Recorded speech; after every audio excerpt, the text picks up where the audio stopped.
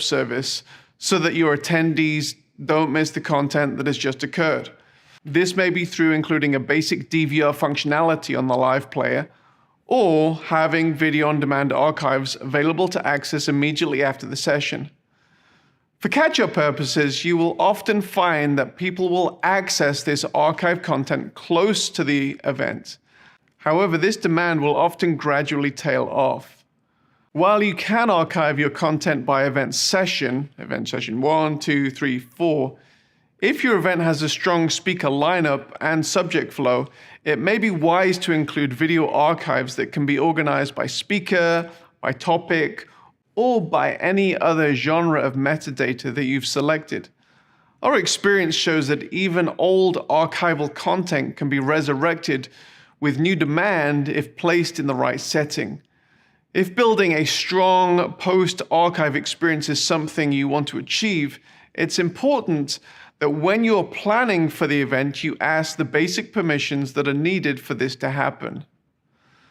On the Sardius platform, we will help you create what we call the quote-unquote post-event, which is what the event will look like to the event audience or any other audience who subsequently signs up to the event after it is finished. With this being the case, it's important to finish the event strongly and provide thought as to how you can maximize the benefit of the experience. Unlike an exclusively on-site in-person event, a virtual event gives you the opportunity to create a more curated, ongoing experience for a much longer time after the actual live event has finished. Determining the right analytics. Now, this little part of our guide could have been placed near the beginning, as it goes hand in hand with determining your metrics of success. However, it is also typically the last part of the event. It's important with any event that you look back retrospectively and determine your successes and your failures, the areas that can be improved and the areas that need to be dispensed with in the future. With online events, it is in some ways easier to determine the level of engagement in each component of the event, as you have the ability to quantify to some degree how your audience engaged with each video and part of the event. There are a number of ways that Sardius sets up analytics. However, as with many aspects of the world-changing event, how you set up analytics is determined in many ways by what you need to see to establish whether the event has been successful. The analytics we receive are based on, firstly, player statistics. The built-in statistic engine on the Sardius platform is focused on stats around the video players in your event. This means that there are many and varied analytics around the demographics of who watched your video content, where they watched it from, on what device they watched it on, how long they watched it for, which content they skipped, and which they engaged in. In addition to those video player analytics, you can also get page analytics. We also have this ability to apply your Google Analytics account to different components of the event. This also includes your sponsor's ability to include their Google Analytics account on their sponsor experience, which gives you the ability to track page views versus player views. This can give you the ability to track how many individuals click through on certain calls to action. And some of these calls to action may be key to your key metrics in the event. Ultimately, there's no silver bullet to ensure without a shadow of a doubt that your event will be successful.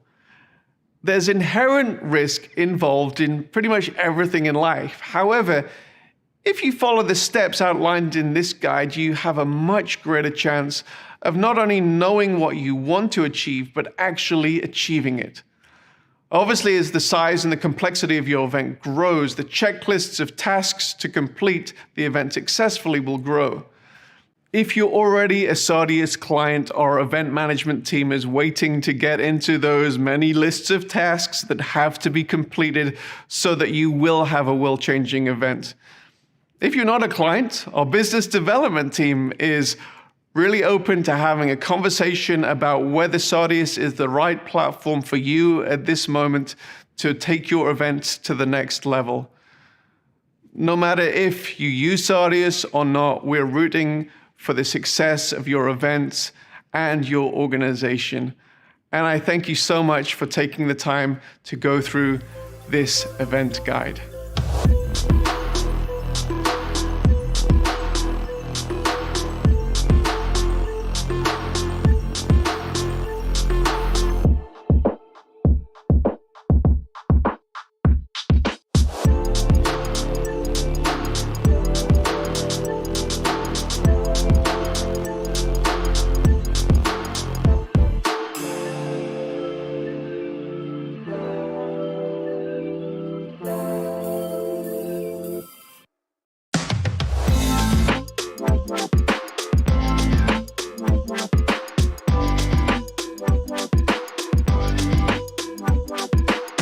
There's a reason why the framers of the US Constitution included the right of the people to peaceably assemble in the First Amendment.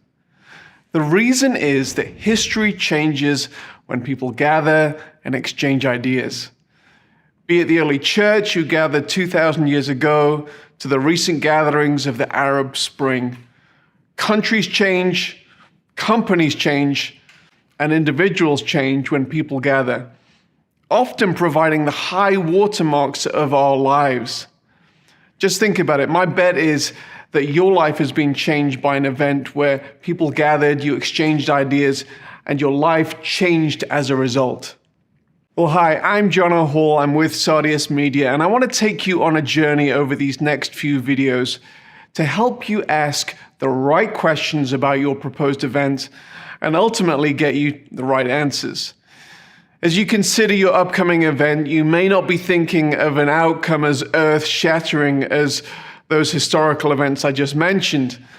After all, you may only be planning your quarterly leadership gathering of your organization, the annual get-together. However, if you really want to achieve the change you so dearly would love to see in your organization or movement, perhaps the event you are planning can create the momentum that you so desperately need.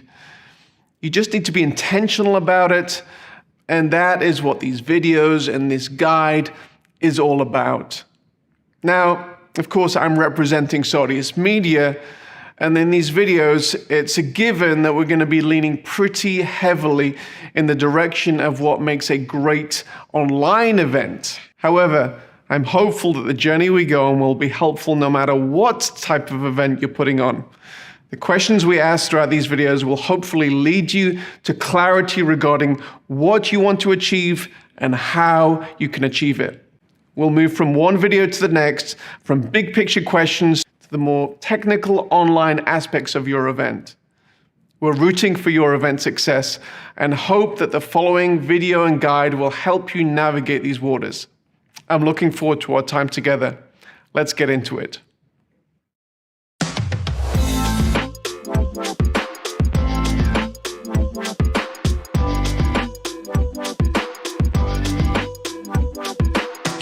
Often when you're starting to think about your event, you have something in your mind.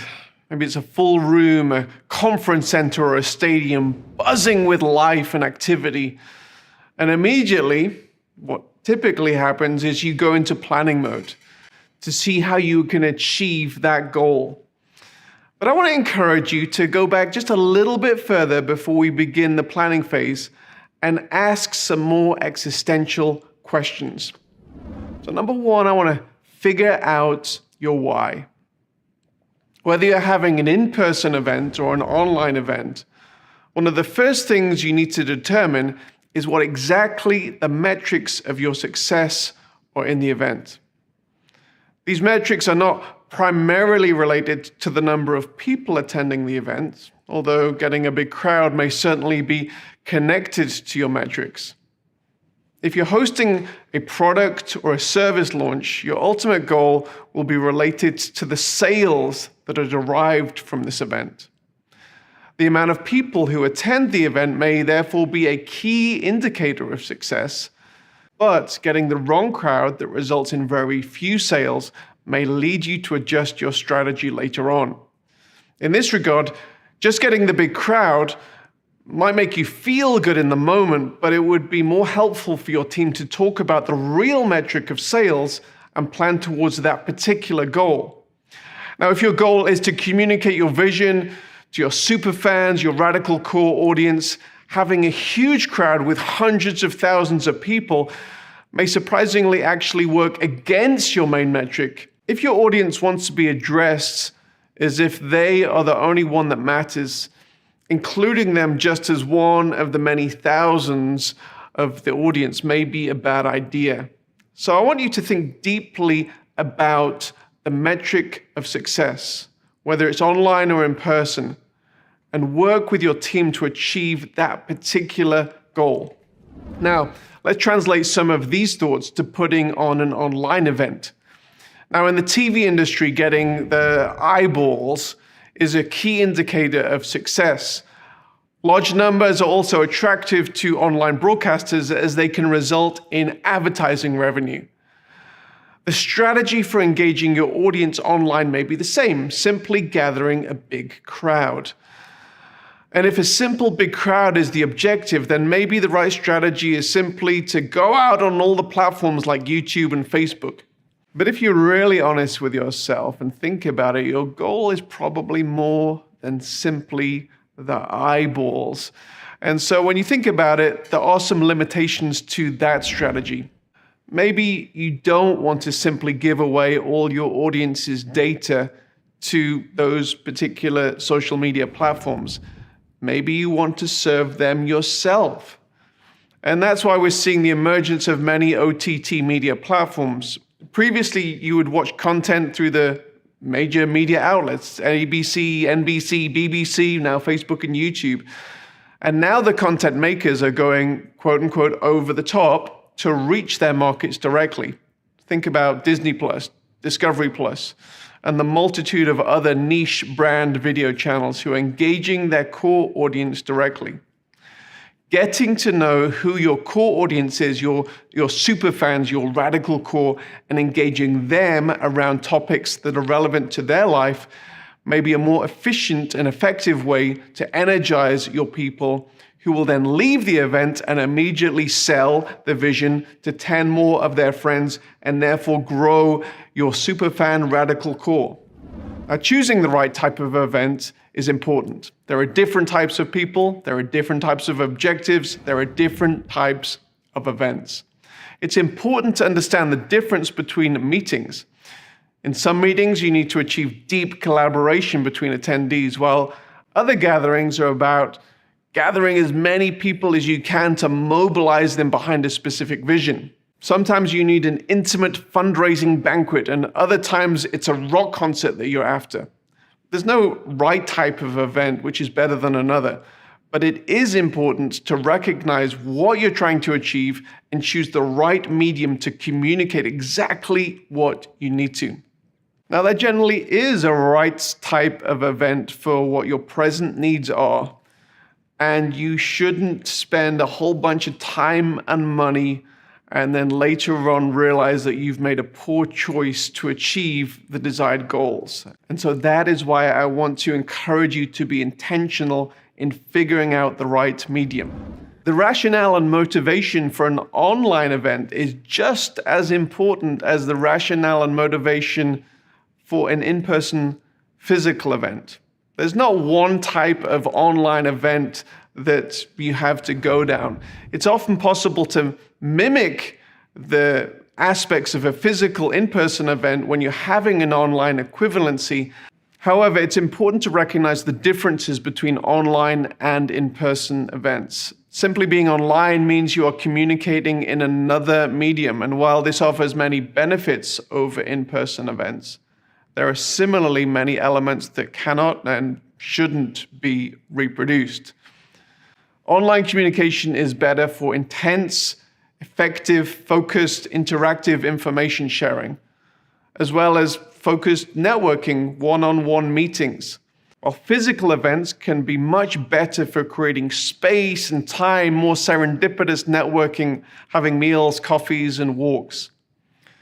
Similarly, You will never experience the intense, ear-bleeding, emotionally high experience of being in a mosh pit at a concert online. However, you can experience a perhaps more intimate, artistic experience through a broadcast feed.